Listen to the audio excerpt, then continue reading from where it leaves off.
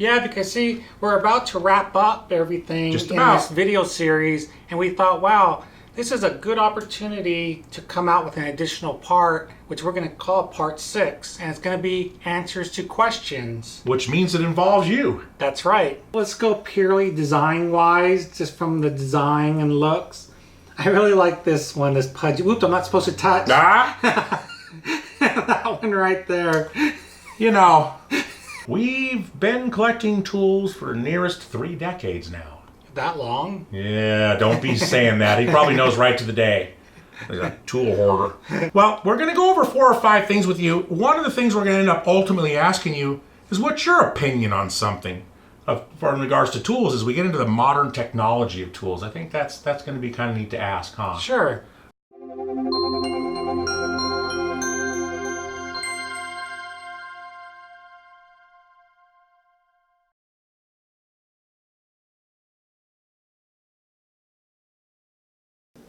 Hello and welcome back. This is Shop Adventures 40. I'm Lance in the funny hat, and And I'm Patrick. That's us.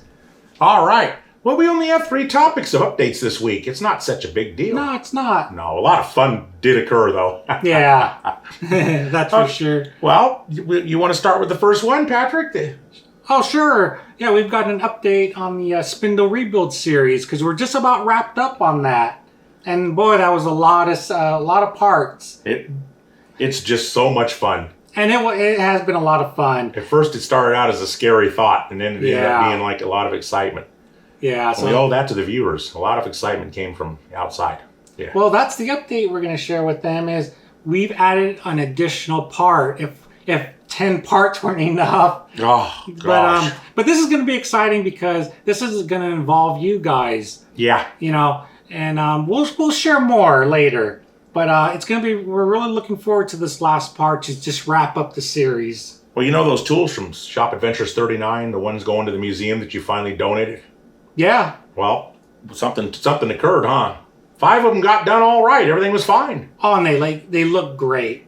Stay tuned and find out what happened to tool number 6 of that series. There were 6 tools in all. I wonder what happened. And then I tricked Patrick this week. This is incredible. He fell for it hook, line, and sinker, and I'm proud of myself. Tool Collecting 101 was the fabricated category I came up with to get him to show some of those hordes of tools. And we give a nice lesson on tool collecting, and mainly in the precision tool area. It is a really interesting topic we're going to share. It's an important one, and we see there's a lot of popularity about that topic of tool collecting. So, well, you'll just have to stay tuned to see what happened there. We got him. Well, come on and join us now. Oh, it's Lemon and Lime. Bye. Bye.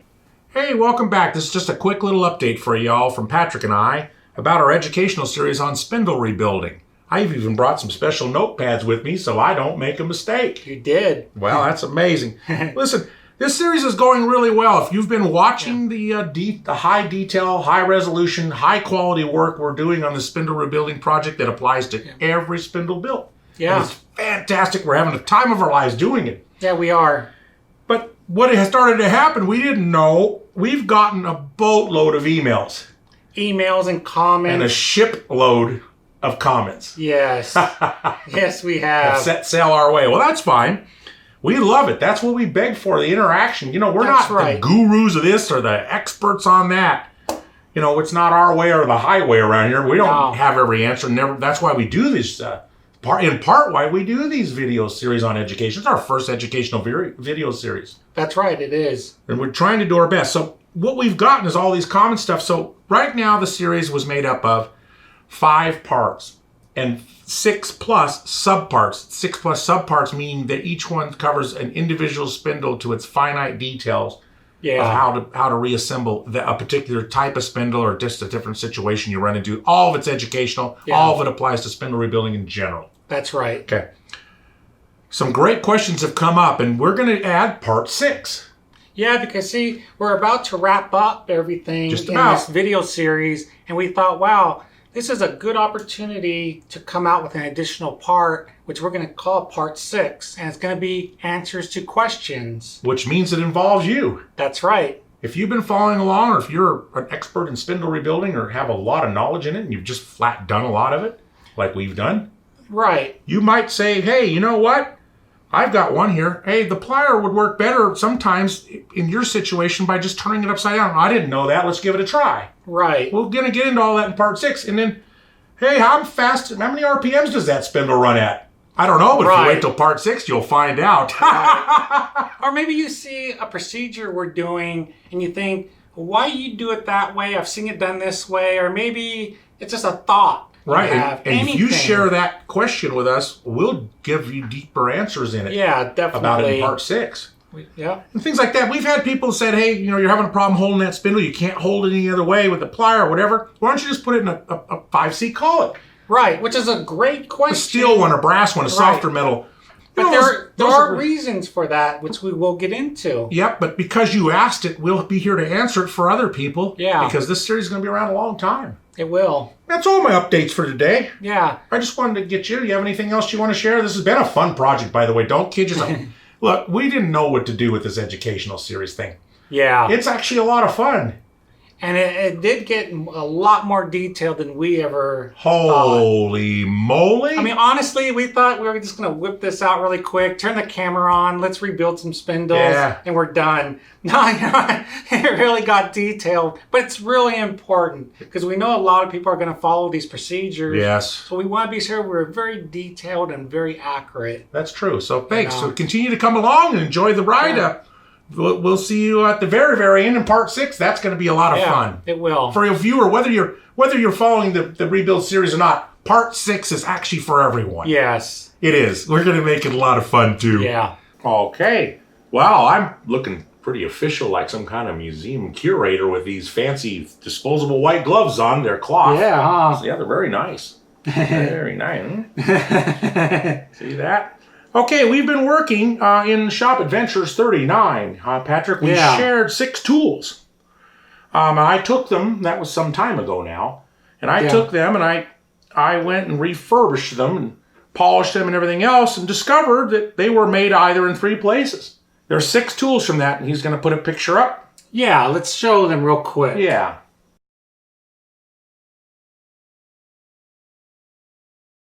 Of course, the rarest one's gonna have to. Well, first of all, we disassembled them all. We cleaned them all.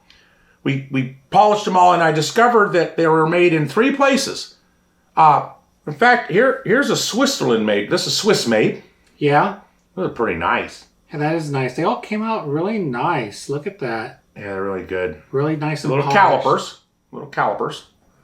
And which one's your favorite one here, Patrick?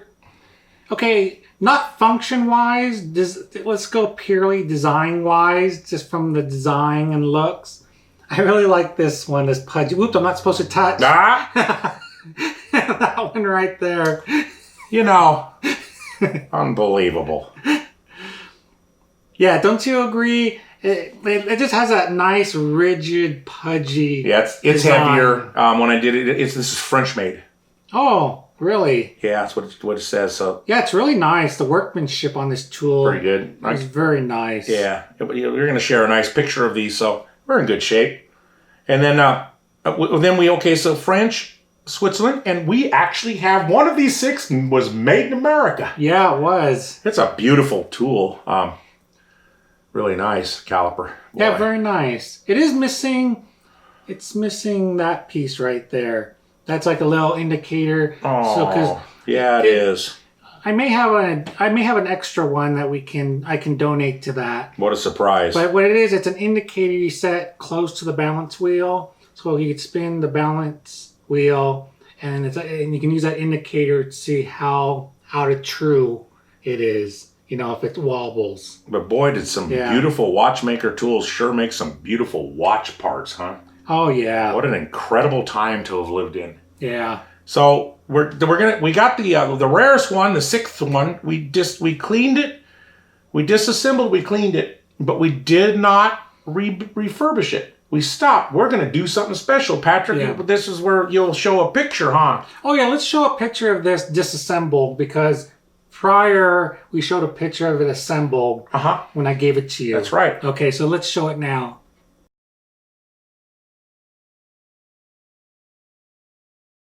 Okay, there. That was nice. And you've cleaned all the parts, right? But they are. We just have condition. I think we both sat down. We agreed the condition is wear. I agree. So we're going to go ahead and we're going to do a full finishing on it. We're actually going to replate it. I think that's right. Yeah. And what that's going to involve is we actually have to do it properly, we have to strip the current plating off to the base metal and then replate it nickel. Carefully and cautiously. It is a frail tool in some areas of it. Right. And we may just leave it as a nickel plated tool. I don't think it was chrome plated. No, it's not a shiny tool. It never was. Never was shiny. So so we're just gonna nickel plate it. So that's good. That'll be really nice. Well, that's nice. I'm glad we could give this update, and you'll be following along with this one. We're going to take you through the whole process of this in our shop adventures. Right, and just a reminder, when we show you all the tools completed, we're going to show you how they work. Yeah, thank you. Yeah, we did promise in Shop Adventures 39 to do a demo. That's right. So we'll do a demo and show you how these tools are used, because it's kind of interesting. They all have different designs, but they all really accomplish the same thing. Isn't that something? Yeah. Everybody was very competitive back then, just as it is today in tools, Really, yeah. You can see it. The Swiss and the French look the same. And yeah. There we go. Well, that's a nice update, and this is going to take some time. It's going to take us a process. We'll just share it each time we have an update to share. Sure, that sounds good. Hi, and welcome to Tool Collecting 101, huh, Patrick? That's right. We've been collecting tools for nearest 3 decades now. That long? Yeah, don't be saying that. He probably knows right to the day. He's a tool hoarder. If you were sitting here with me, which I know you're not, but you're in this room with me, and if you knew, I'm surrounded by tools. There's tools under my feet. There's tools above my head. There really is tools above my head. They're surrounding me. They're everywhere in this place. We've really been collecting tools for a very long time. Yeah. So we actually think we've gained quite a bit of knowledge. We've been to global auctions online, way beyond the eBays of the world. We've been to government auctions, garage sale auctions. We've even met people in parking lots in 115-degree July temperatures in Palm Springs, California, and bought from a hotel parking lot trunk of a car. Yeah. That was a lot to say. Okay.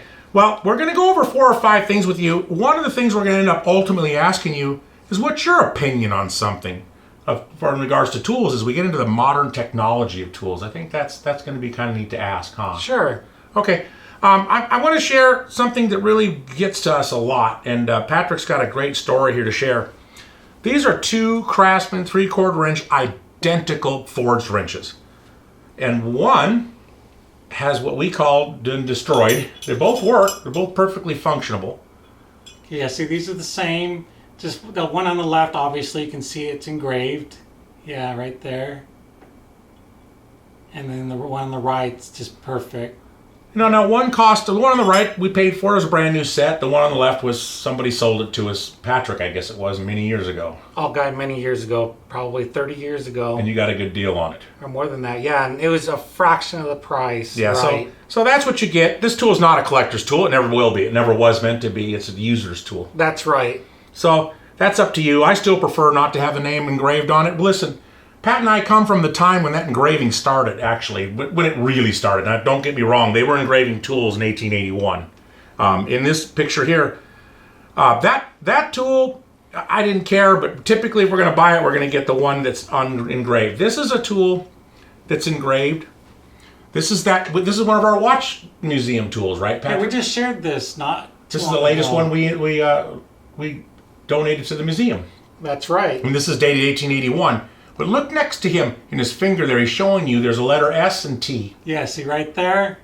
Those are little dot engravers. So they've been, the tool machinist man has been engraving his tools, mechanic, whoever, have all been engraving their tools for a long time, but it got really, really popular very late into the 70s, into the early 80s because the tool got cheaper. The little vibrator etcher. Yeah, little engraving, vibrating tool, right. And it started the beginning of what we consider to be a tool collector's tragedy. Is that an honest answer to that? I agree. Okay. So there's all these categories, and what we're going to do is share them. This is just your basic tool. It's engraved. We don't know this name, never knew the name. I guess what we're kind of sharing is, our overall preference is not to have any engravings at all. But we're just kind of share where we would make exceptions. Right, and we made an exception in 1881 in the 1881 tool because you're not going to get another one. That's right. This is so rare that we made an exception for it because the chances of us finding one like this again is pretty slim, right, isn't so it? For now, you have to grab what you can get. If a better example comes along in the world of collecting, you do that. We learned that as childhood coin hobbyist collectors. Yeah. You're always looking for the better specimen. Right. And you keep the one you got until you find a better one, and then you move up the ladder, maybe sell off your less better one. That's right. That's how you grow a coin collection. Right. From a hobbyist point of view. Okay. So that's where the exception to the rule is. Then there's the shop-made tool. Right. One of our actually favorite tools is shop-made tools. That's where, Patrick, you... Well, this is where, like a machinist, he makes a tool for his personal use, and this is a good example of that. A past machinist made this vise, which is pretty impressive. Let me get a better shot. He was so proud of it. Yeah, look at this. I mean, the workmanship is just beautiful. And if you notice, the machinist put his name on the tool. And see, that's an honor. Zachary. Yeah, Zachary. And it's big. It's the biggest name I've ever seen on a shop-made tool. Yeah. So he was really proud of that. But see, that's an honor. And you know, this includes the machinist that, you know, not only makes tools for himself, but make little batches of tools to sell to other friends, yeah, viewers. little fellow machinist or whatever. Yeah. Right. And because you see a lot of that on YouTube, you know, where you like to make a little batch of tools and sell them to your viewers and that. And that's also, you want that. You want that maker's name on it because it's special. It's custom. Yep. So that's an exception to the rule. This is an exception to the rule. There's no excuse for it.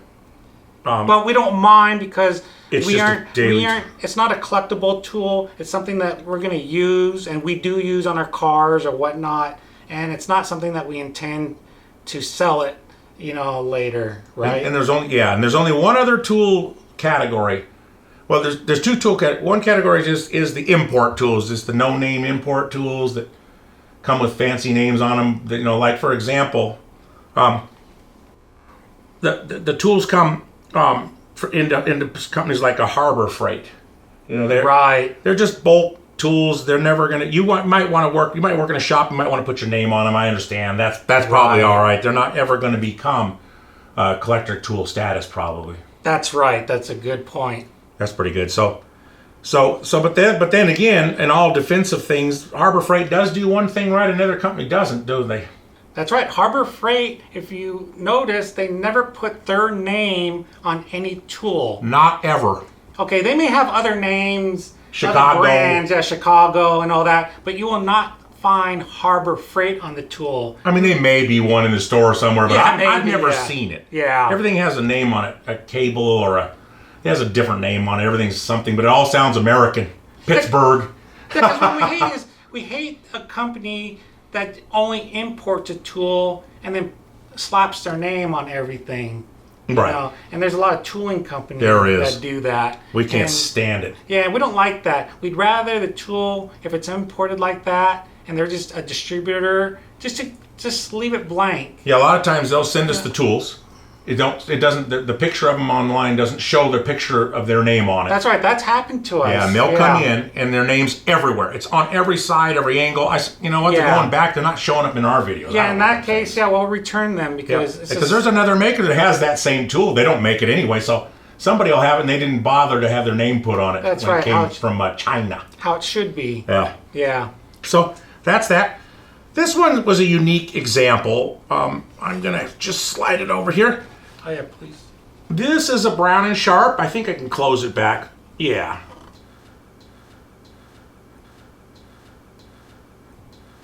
Yeah, it has a very nice Brown and Sharp square. Very nice. It's a number 540. And it should only have one square in there. That's right.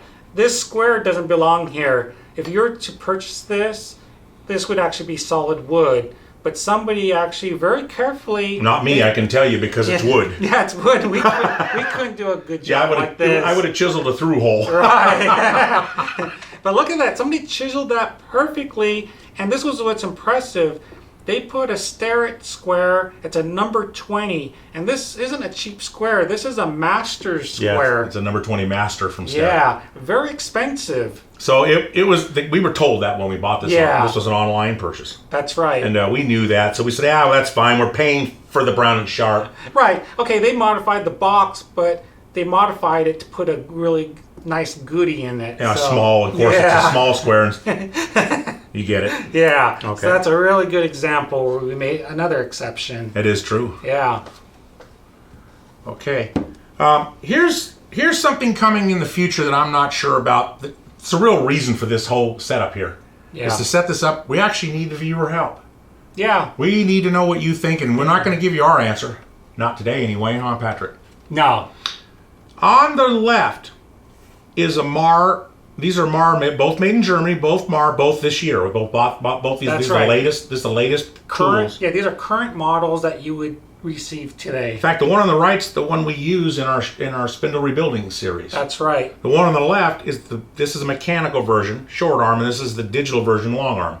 But accuracy-wise and resolution-wise, they're both 1 micron test indicators. They're the top of the line, most accurate you're going to get. Highest here. resolution that's they it. offer. Right. So as a tool collector, and we're not today. It's not 2019. It's 50 years in the future.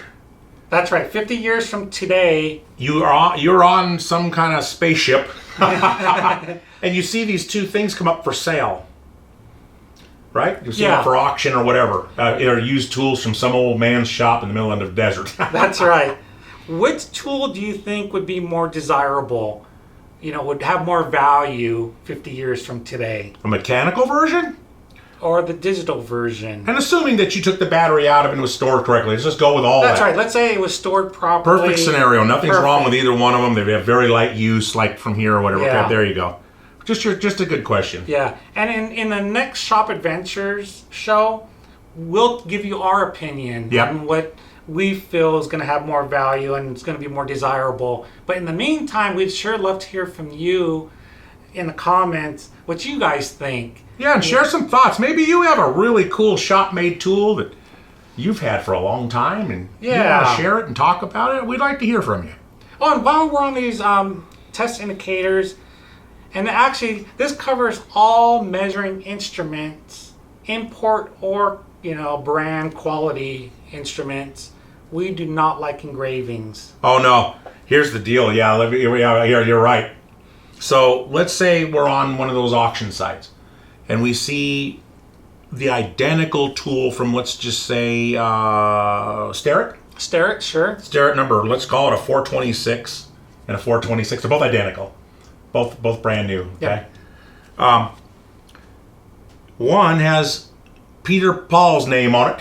Right. Engraved to death, okay, on one spot on it, and the other one doesn't.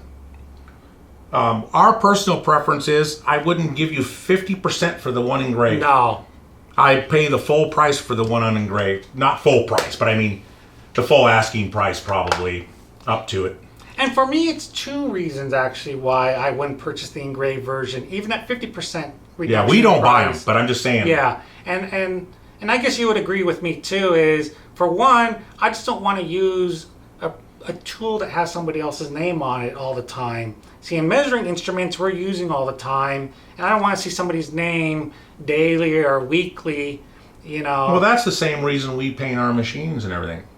We have to look at it all day. That's I right. polish everything perfect. We paint everything perfect. We want it to be something we have a lot. It adds to the pride in the workmanship. I think it adds to the quality of the workmanship. That's right. I said, when I don't even know this guy's name, I don't know who Peter Paul is. That's right. But then the second reason is if we want to resell the tool later, we don't have a use for it, or we want to buy a better model and we want to just get rid of it and put it on eBay, for example. If it's engraved, nobody else desires engraved tools either, so we aren't going to get as much for it. And some of these tools are destined for our museum. And I do not want names that the viewers at the museum won't know one day. At the Working Hands-On Working Museum, they go, well, who was Peter Paul? We don't know who Peter Paul was, so we can't leave any kind of historic documents to it. Now, there is one ultimate, so cool exception to the rule. It's a tool that's signed by let's just say it was a watchmaker. And a watchmaker signed his lathe, okay, that became a famous watchmaker like a Patek Philippe or somebody. Or George Daniels. Big time guy. Some known name. Well, man. Nice man. Gone now, but very nice man. Right. Yeah, and if that's a different, that's kind of like having one of them Shelby cars with Carroll Shelby's signature on the glove box. Exactly. Okay? We're good with that. That has a prominence and historic value.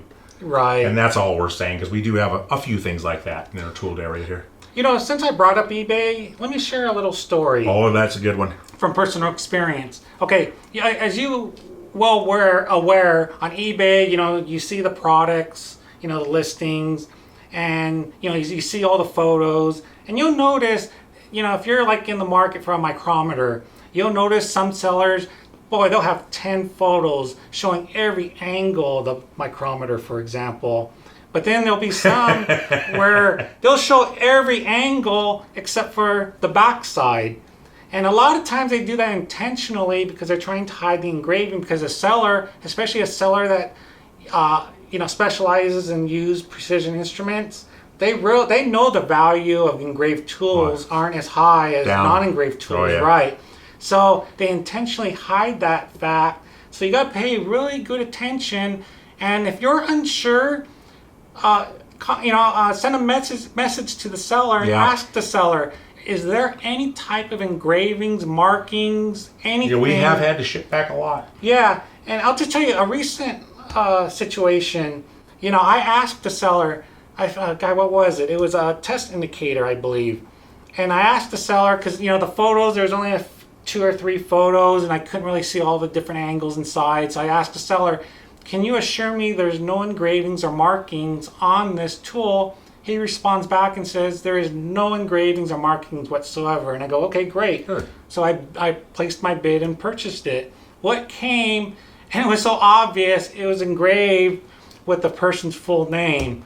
And so even after the fact, it does happen. I think they can push it through. Yeah, and the seller's excuse was, oh, I'm so sorry, my workshop's dark, so I probably didn't notice it. You know, so it was a lame excuse, but so you got to really watch out. You got to watch out, and they put the roll of pictures there, and they're beautiful photographs. And all of a sudden, there'll be this backside picture or front side picture, it's dark. Yeah, it's dark. It's really dark. I hope you use the zoom and everything, you know? But it's still dark. Yeah, and that's where it's written. They've written the name, and when you contact, so they usually tell you because they don't want to get a ding, and they don't want to get it back. Yeah, so just be really careful about that. Because there is no value. The value really is greatly compromised. Greatly reduced. And it's nothing worse than when they do the next worst thing I've seen a lot of recently, the over engraving to remove the gouging, I call it. Right. Oh, it's, you know, you're dealing with precision instruments here. We're talking about precision tools now, not these wrenches. No, not the wrenches. We're really talking about the high value quality tools. The stuff heading for the museum here, really. But anything like that. So when we have to be that picky. Yeah. We're not just using it. We're actually have a home for it in the future. Yeah. So there you go. I just wanted to share all that with you. That's our little tool collecting 101, and someday we'll have a tour and show you around a whole bunch of tools. We do have a lot to share. That's for sure. Too much. Assembling a precision machine spindle. Well, that sounds kind of handy, but what the hell is a 3B? Well, today we're going to be assembling 11 open style headstock. Oh, the open style headstock is my favorite. Oh, it's mine too. Okay, just really briefly, let's go through all the parts. Okay, we've got our main spindle shaft. We've got the belt pulley collar or spacer. We got the belt pulley that goes over the spacer. Okay, but there's something really important when you do this procedure. So, when you first put the spacer on, and when you bring it through, before you do anything else, make sure you'll notice, first of all, that there's a hole in the spindle.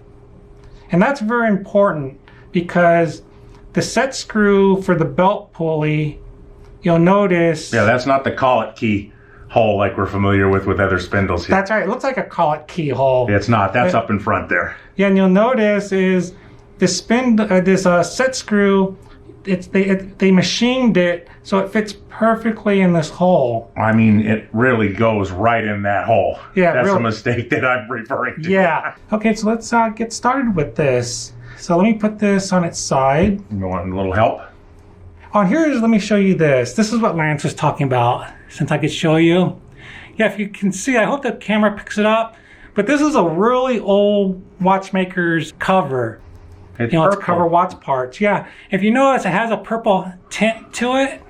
And people have told us that glass doesn't do this until it's over 100 years old. Yeah, a little over 100 years old. You'll see it in old Western buildings and stuff. Buildings built a long time ago. Yeah. So if anybody has any additional info on that, we'd be really curious. But that's what we've been told. We've been told that, yeah. Yeah. Okay, so this is what I do. Okay, let me stand up for this. You want some... Yeah, let's see. When we get it started? Yeah. Just pick it up. Shot for that beautiful paint job there now. And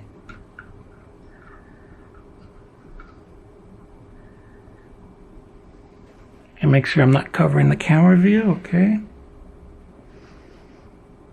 Okay, good. I think I've got it. Yeah. Just check. All right. Okay, good. No, looks good.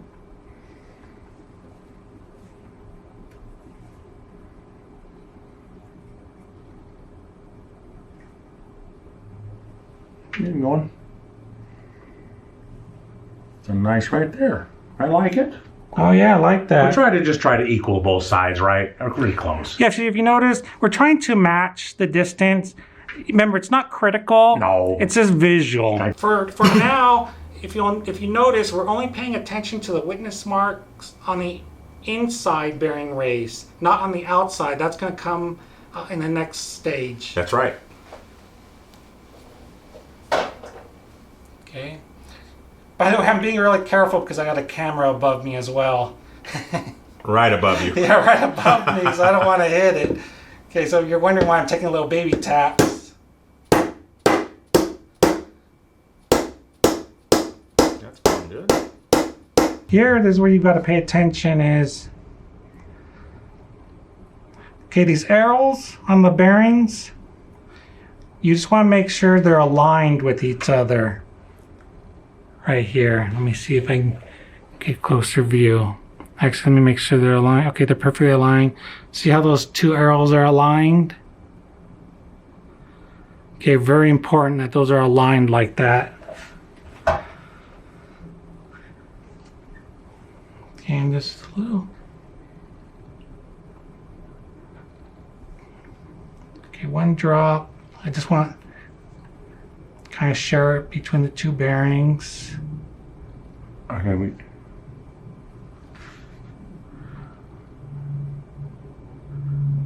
just like that.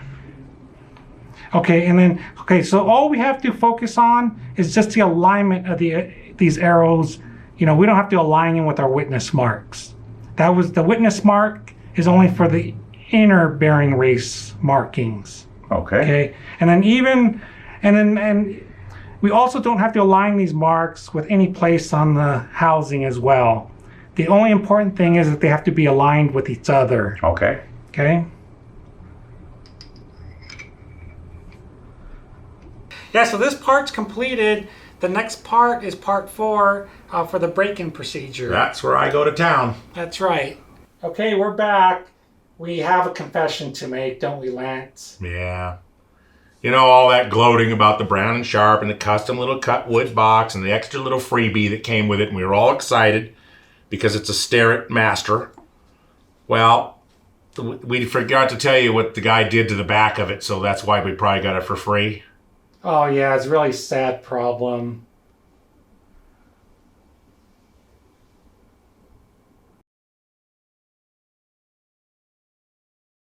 As watchmakers and micro machinists, Patrick and I thank you for following along with us while we take this journey. We look forward to bringing you another exciting show shortly.